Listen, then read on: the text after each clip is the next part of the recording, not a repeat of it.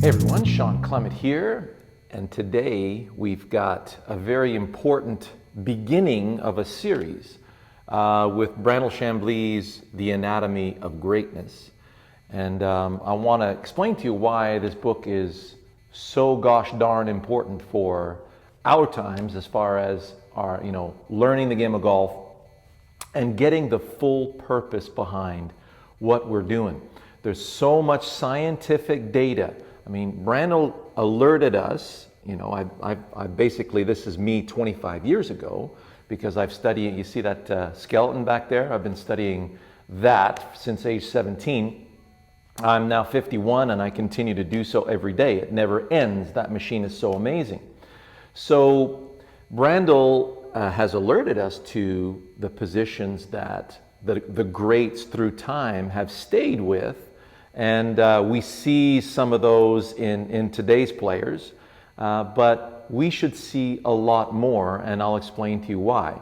So I'm going to back Brandel up with anatomy and purpose, and you guys are absolutely going to enjoy this series. So let's get started. All right. So right here on page 2, we have Alex Morrison, who has an incredible lineage that he passed on through Henry Picard, Ben Hogan, Jack Grout, and Jack Nicklaus. And, then it gets a little bit diluted later on. And I want to show you why this is so gosh darn good. Now, you'll notice how he's got a very strong grip. That left hand's on top, the right hand is underneath. And, keep that in mind because you'll see how important that is. You notice his stance is narrow with his feet flared open. You'll notice how he's braced against his forward side, more weight on his left than on his right. And his head is pre-swiveled or pre-turned. So let's look at why this is so efficient. So we're starting off with the grip. And you notice the very strong hand position. So we have the anatomy of the arm, and if you look at a video entitled Weak Grip Equals Golfer's Elbow, and we talk about why it prevents you from getting through the ball. Now, there is such a thing as a grip that's way too strong, and you'll notice that Alex Morrison's grip is on the very strong side, and it wouldn't be recommended for all of you, but for some of you, it would. It depends on your own personal anatomy. So let me explain to you the purpose behind it. If I'm hammering a nail into this, piece of wood from the top, you'll notice that my head is a little forward and it's allowing me to drive the nail straight down. And you look at my grip right now, I'm in a great position to hinge on what we call the anatomical snuff box. It's the same snuff box we use to go fishing, throwing footballs, all that good stuff. So if I was hammering with both hands, it would look like this. So you'll notice that both snuff boxes are on top, and I've got a very neutral looking golf grip. Now, say I want to hammer that way. Well, now, here we go. And you'll notice every single one of my students, I take them with this hand, they're hammering this way, then I say hammer that way, and then they go like this. Notice the position of my right hand. Well, that's so the two bones of the arm, the radius and the ulna, can now compress effectively in that direction. Notice how my head just tilted back. Notice how my shoulders just tilted. Well, that's the purpose. I need to drive that way. So for so many of my students, when I show them how to get behind the ball and how to tilt, they feel extremely strange because the brain doesn't understand the purpose behind it. And as soon as I put a hammer in their hands and they go, yep, that hammer down, hammer through. Oh, look at that. Then they realize that they're tilted. And then because you're getting ready to drive that way, so look at my grip now. See how this looks exactly like Alex Morrison's grip, doesn't it? And wouldn't I put my head back here?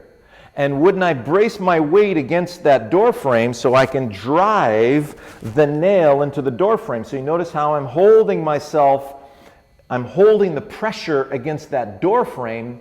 I'm squeezing the ball in that direction. I'm compressing the ball in that direction. And now if you look at my foot positioning, well, that has a lot to do with how the hips are plugged into your pelvis, right? The ball sockets of your hip. So if I let my foot hang from my hip joint, notice my foot hangs open. If I close the foot, I have to use muscles to do that, and I feel like if I try to turn in my backswing from there, I am absolutely locked up.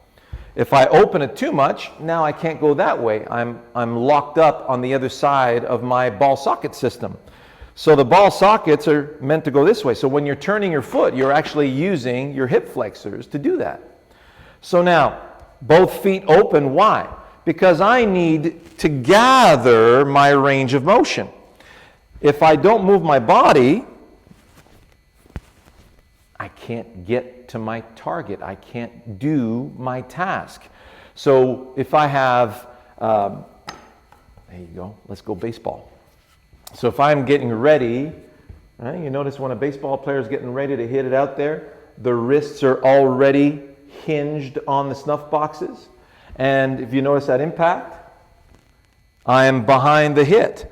Now, if I want to hit it high, I'm over here. If I want to hit it low grounded at first base, I'm over here. So notice how my tilt and my body alignment changes in relation to where I want to put the ball. So notice how I'm taking this alignment. I'm always behind the hit, no matter where I'm lining up to, right? So from this position here, this feels like I could really drive into the door frame. I have to lunge. So there's your ball position. If I'm too far in front of it, I have to reach back. So I want to go that way. This feels like the most powerful way to go that way. And my feet toed open allow me that full range of motion. You watch the baseball players.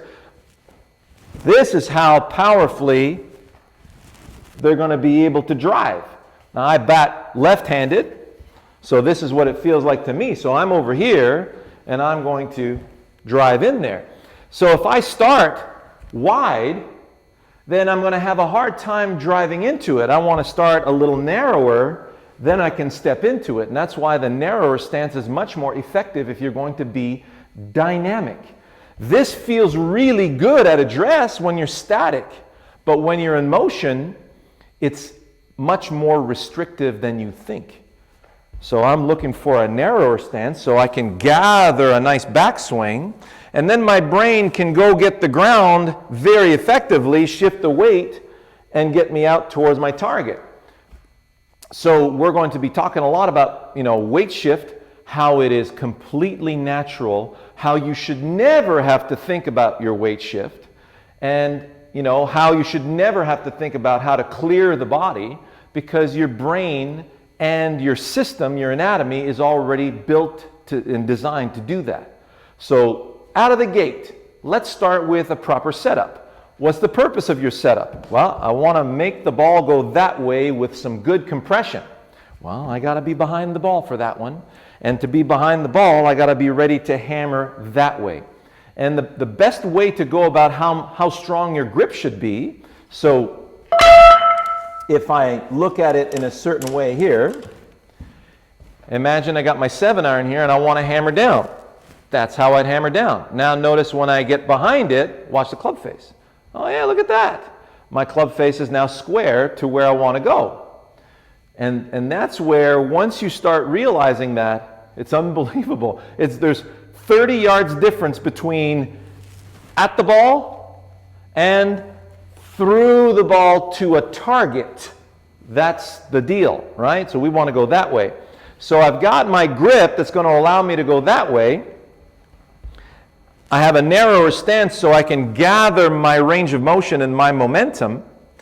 My head obviously is behind because I'm going that way. As soon as my head moves forward, when you see people on the range, they start off in a neutral position, and then in the backswing their head moves forward. Well, they're trying to, drill the ball. They're trying to hit the golf ball. And they don't have any specific place to go. Why? Because they're wondering, well, if I go that way, I may miss the ball. So they're playing more out of fear of missing the ball than on sending the ball to a target.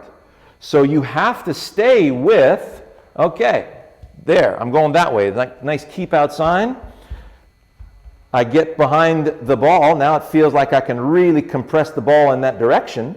What am I going to compress with? Well, when I'm hammering nails all day, I don't want to use force and strain. I'm going to wreck myself. I want to feel like I'm using the weight of the hammer to deliver my task to my target. So I feel the weight of the hammer, and I gather the weight of the hammer, and I deliver the weight of the hammer through the shot into my target. I am releasing the weight of the hammer into my target. So get your mind around the purpose of what we're trying to do, and you'll see how the anatomy and your wired system is going to respond so much better. Hope you enjoyed that. We'll see you in the next one.